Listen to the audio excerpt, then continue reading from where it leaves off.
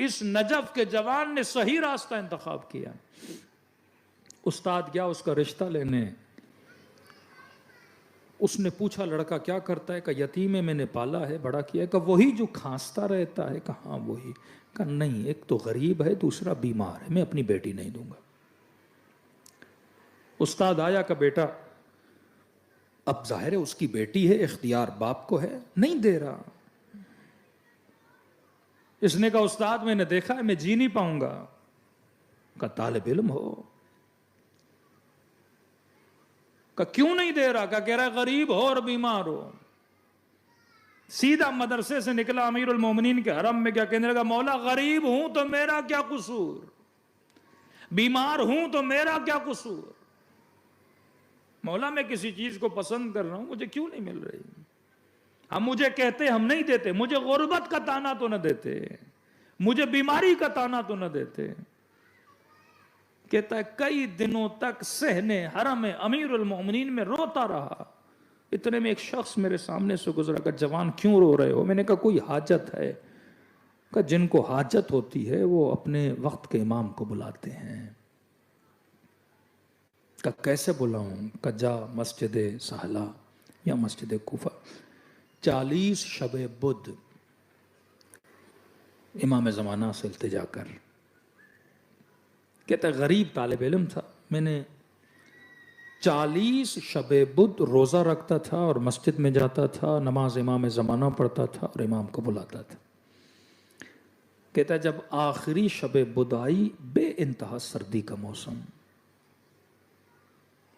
غربت اتنی تھی، تھوڑی سی چائے روٹی کے 2 ٹکڑے لے کے مسجد گیا. اب کہتا ہے جب کھانستا تھا تو کھانسی اتنی شدید تھی میرے منہ سے خون آتا تھا. مسجد میں بیٹھوں کھانسوں تو خون آئے، مسجد نجس ہو جائے. جب بھی کھانسی آتی اس سردی میں مسجد سے باہر جاتا، قلی کرتا، پھر آتا مسجد میں. افطاری کا وقت قریب تھا. عربوں میں رسم ہے کہ جب کوئی عرب سفرے پہ بیٹھتا ہے تو اگر کوئی مہمان آ جائے تو عیب مانا جاتا ہے، آپ مہمان کو دعوت نہ دیں سفرے پہ بٹھانے کے لیے. کہتا ہے روٹی کا ٹکڑا تھا، چائے کا 1 ہی کپ تھا، بھوک شدید لگی ہے، آخری شب بدھ ہے، اس امید سے بیٹھا ہوں کہ امام کی زیارت نصیب ہوگی. کہتے اتنے میں دیکھا ایک سید بزرگوار مسجد سے داخل ہوئے. میں نے کہا برا لگتا ہے، سید ہیں، بزرگوار ہیں، عالم ہیں اور دعوت نہ دوں. میں نے کوئی بات نہیں، اللہ مالک ہے، آج کھانا ایسے دیتا ہوں، میں پانی سے افطار کر لوں گا. کہتا ہے ان کو کہا کہ تشریف لائیے. وہ سید سفرے پہ بیٹھے. میں نے کہا بسم اللہ. روٹی کا نہیں میں نے کھانا نہیں کھانا. میں نے کہا چائے پیجئے. انہوں نے کہا نہیں، ہمیں چائے پینے کی عادت نہیں ہے.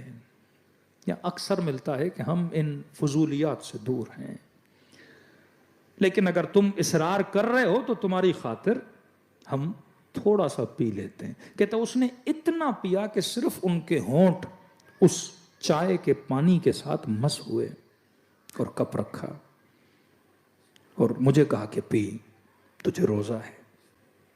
کہتا میں نے پھر وہی چائے کا کپ جس سے ان کے ہونٹ مس ہوئے، میں نے تھوڑی گھونٹ لیا. کہا کہ جوان یہاں کیوں بیٹھے ہو؟ کہ اپنے مولا کے انتظار میں بیٹھا ہوں. کہ کیا چاہیے تجھے مولا سے؟ کہ کچھ حاجتیں ہیں. کہ بتا کون سی حاجتیں ہیں؟ کہ ایک تو غریب ہوں اور کسی نے مجھے غربت کا تانا دیا ہے. فرمایا امیری تمہارے لیے بہتر نہیں، مصلحت ہے کہ تو غریب رہے. امیر ہوگا تو اہل بیت سے دور ہو جائے گا. تیری دوسری خواہش تھی کہ تیری اس لڑکی سے شادی ہو جائے. کہ ہم دعا کرتے ہیں کہ تیری شادی ہو جائے. اور تیری تیسری خواہش تھی کہ تو بیمار ہے، تو کھانستا بہت ہے، اللہ نے تجھے شفا دے دی ہے. کہ یہ کہہ کر وہ اٹھ کے چلے گئے. چند دنوں کے بعد متوجہ ہوا کہ ان کو میری 2 اور خواہشوں کا پتہ کیسے چلا. وہیں متوجہ ہوا کہیں یہ میرا امام زمانہ تو نہیں تھا. کہتے اب جب نظروں سے اوجھل ہوئے اور وہ چہرہ جسے میں نے دیکھا تھا، اتنی مجھے محبت ہو گئی اس چہرے سے کہ وہ جو چہرہ دیکھا تھا اب وہ میں بھول گیا۔ اب کہنے لگا کہ پروردگارا تینوں خواہشیں نہیں چاہیے، بس دوبارہ یہ چہرہ مجھے دکھا دے۔ شدید تھا نا وہ حسن میں، محبت میں۔ اب کہتا ہے دل اس کی طرف راغب ہو گیا۔ میں نے کہا کچھ بھی نہیں چاہیے۔ کہتا ہے سیدھا حرم امیر المومنین میں گیا، اتنا رویا کہ مولا آئے بھی میں نے پہچانا نہیں، میرے ساتھ بیٹھے میں نے پہچانا نہیں، پتا ہوتا ہاتھوں کا بوسہ لیتا، چہرے کا بوسہ لیتا۔ کہتا مولا اپنے ساتھ مجھے لے جائیے۔ کس دنیا کو لے کر بیٹھا تھا، اور امام تھے، امام سے امام کو نہیں مانگا۔ کہتا ہے حرم امیر المومنین سے روتا ہوا واپس آ رہا تھا، میں نے اتنے میں محسوس کیا کہ جوان تیری کھانسی کو کیا ہوا؟ کہتا محسوس کیا کہ مجھے تو کب کی شفا مل گئی۔ شفا اسی چائے میں تھی جس سے امام نے اپنے ہونٹوں کو مس کیا تھا۔